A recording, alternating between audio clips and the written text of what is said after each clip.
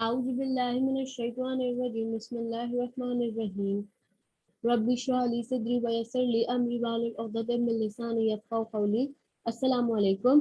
آج جو ہے وہ ہمیں سورہ اخلاص کی ریمیننگ آیات کو کور کرنا ہے. فرسٹ ٹائم میں نے آپ کو بتایا تھا کہ خل کا مطلب ہوتا ہے سے، یعنی اللہ تعالیٰ پروفیٹ صلی اللہ علیہ وسلم کو کمانڈ کر رہے تھے کہ کیا پروفیٹ صلی اللہ علیہ وسلم کو آگے جا کے پریچ کرنا ہے.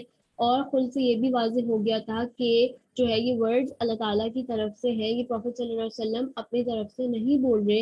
اور سیکنڈ چیز یہ کہ خل کے جو اولین مخاطب تھے وہ پروفیٹ صلی اللہ علیہ وسلم تھے، اور اس کے بعد جو ہے وہ تمام لوگ تھے.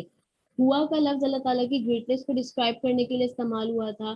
اللہ کا جو لفظ ہے اس میں اللہ تعالیٰ کی تمام کوالٹیز شامل تھی، لائک خالق، جبار، رحیم اور رحمان. اور اس کے علاوہ جو ہے وہ اللہ تعالیٰ اللہ تعالیٰ نے اللہ کا لفظ اس لیے استعمال کیا تھا کیونکہ عرب اس ورڈ سے آلریڈی فیملیئر تھے. وہ اللہ کے لفظ کو جو ہے وہ مانتے تھے کہ اس کائنات کا کریٹر جو ہے وہ اللہ تعالیٰ ہے. لیکن پرابلم کہاں تھی کہ وہ انہوں نے اپنے فالس آئیڈلز یا بت بنائے ہوئے تھے جن کی وہ پوجا کرتے تھے. احد کا جو لفظ ہے اس کا مطلب ہوتا ہے کوئی ایک ہو اور اپنی یکتائی میں وہ یونیک ہو، اس کو بولتے ہیں احد. اور اس آیا میں اللہ تعالیٰ نے احد پازیٹیو سینس میں یوز کیا تھا، آلدو کہ عربی زبان میں احد کا لفظ جو ہے وہ نیگیٹو سینس میں استعمال ہوتا ہے. اس کے علاوہ ہم لوگ اب نیکسٹ آیت سے کنٹینیو کرتے ہیں. اللہ الصمد، اللہ بے نیاز ہے. اچھا، سمد کا جو لفظ ہے وہ قرآن میں جو ہے وہ خالی ایک مرتبہ استعمال ہوا ہے. اور سمد کا مطلب ہوتا ہے کوئی ایسا جس کی طرف لوگ ضرورت کی طرف اس کی ضرورت اپنی ضرورت میں اس کی طرف رجوع کرتے ہو، اس کی طرف دوڑتے ہو، اور وہ اس کو کسی کی ضرورت نہ ہو، اس کو کسی کی نیڈ نہ ہو، اس کو کہتے ہیں سمد.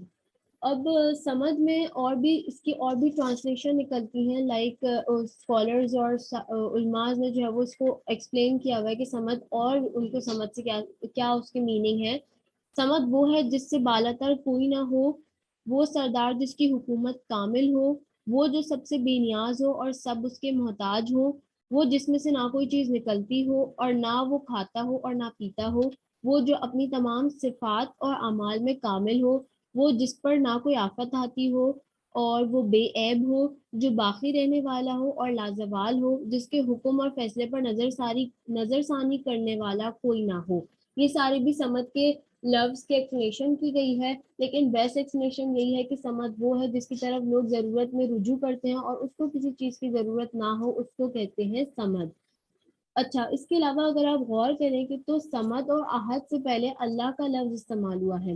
وہ اس وجہ سے کیونکہ اللہ کا لفظ استعمال کرنے کا ریزن یہ تھا تاکہ ان دونوں ورڈز کی امپورٹنس کو emphasize کیا جا سکے، ان کی امپورٹنس کو اجاگر کیا جا سکے. اس وجہ سے سمد اور احد دونوں کے لفظ کے آگے جو ہے وہ اللہ کا لفظ استعمال ہوا ہے. قل هو اللہ احد اللہ الصمد. اچھا، اس کے بعد آ جاتے ہیں نیکسٹ آیا پہ، آیا نمبر 3 پہ. لم یلد ولم یولد، نہ اس کی کوئی اولاد ہے اور نہ وہ کسی کی اولاد ہے.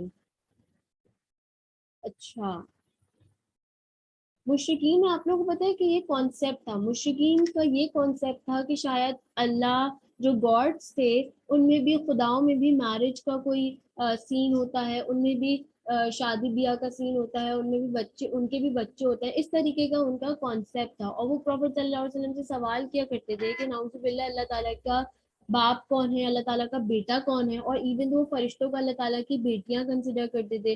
تو اس طریقے کے سارے فالس کانسیپٹس اور اس طریقے کے سوالات کا جواب اللہ تعالیٰ نے اس آیا میں دیا ہے کہ نہ وہ کسی کی اولاد ہے اور نہ اس کی کوئی اولاد ہے.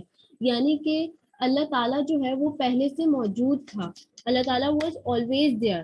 اور اللہ تعالیٰ ہمارے جیسا نہیں ہے. لائک ہم لوگ سب اپنے پیرنٹس سے آئے نا، اور سم آف اس ہز چلڈرن ایز ویل. تو نہ ہی اللہ تعالیٰ کا، نہ ہی نعوذ باللہ اللہ تعالیٰ کسی پیرنٹ کی طرف سے آیا اور نہ ہی اللہ تعالیٰ کی کوئی اولاد ہے. اللہ تعالیٰ واز آلویز دیئر. تو ان ساری باتوں کا مس کنسیپشنز کا جواب اللہ تعالیٰ نے اس ایک آیا میں دے دیا ہے. اس کے بعد آ جاتے ہیں آیا نمبر 4 پر. ولم یکن لہ کفوا احد، اور نہیں ہے اس کا ہمسر کوئی. اوکے، تو آیا نمبر 4 جو ہے وہ بیسیکلی कुफू का लफ्ज सबसे पहले इंपॉर्टेंट है। कुफू का मतलब जो होता है वो बेसिकली स्पाउस के लिए यूज होता है। लाइक अरबी जबान में कुफू का लफ्ज स्पाउस के लिए यूज होता है, यानी कि हस्बैंड या वाइफ। और दूसरी कुफू का लफ्ज जो है वो एनिमी के लिए भी इस्तेमाल होता है, जो कि जंग में आपके बराबर हो, उसके लिए भी कुफू का लफ्ज अरबी जबान में इस्तेमाल होता है। अच्छा, यहाँ पे एक इंटरेस्टिंग बात इस आया में समझने वाली ये है कि अरबी जबान, अब इस आया में सेंटेंस स्ट्रक्चर अगर हम इस आया का गौर करें, वलम या कुल्लाहु कुफुवन अहद, लेकिन आप लोग को पता है कि नॉर्मल सेंटेंस स्ट्रक्चर होना क्या चाहिए था? वलम यकुन अहद कुफुवन लहू। ये नॉर्मल सेंटेंस स्ट्रक्चर है, ये नॉर्मल सीक्वेंस है। इसके अगर मैं तर्जुमा करूं तो वो ये है, there is no counter part two him, there is no counter part two him.